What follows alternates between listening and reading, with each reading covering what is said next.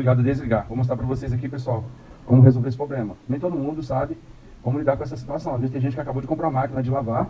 Então, o que tem que ser feito aqui, pessoal? Na hora que vai lavar a coberta, né, cobertores, né, por exemplo, isso aqui é um cobertor.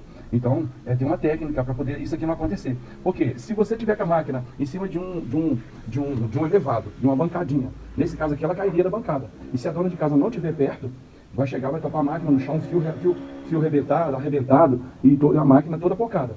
Então, vem com a gente aqui. Beleza? De 1 minuto consegui abrir por causa da trava aqui da porta aqui, tá, pessoal? Destravou. Então, Vamos pegar as duas pontas mais estreitas da coberta e ajuntá-las e fazer isso. aqui, ó.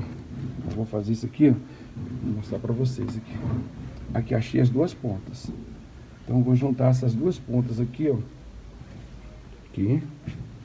Aqui, ó. E puxá-las até ela sair toda pra fora. Aqui, ó. Isso. Depois que feito isso, eu vou posicionar o início dela aqui.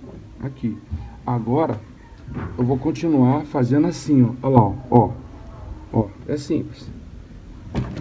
Ó. Agora sim. Agora ela pode, tanto na hora quando for começar a lavagem da roupa, você vai começar a lavar, coloca a coberta desse jeito, o cobertor. E para enxaguar, também se você já fez a parte, lavou a parte, vai reposicionar aqui para enxaguar, tem que se colocar dessa forma. Aí ela não vai ficar batendo mais e chacoalhando. Valeu, galera? Tá aí a dica, valeu. Por causa do balanceamento dela, ok, galera?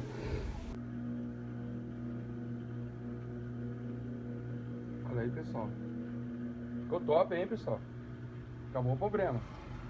Não vai bater mais.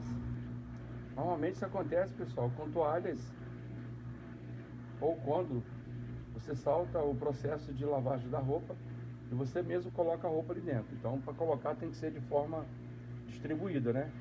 Balanceada. Ou em volta de todo o cesto, por igual. Até o próximo vídeo, galera. Obrigado. Aí, tranquilo.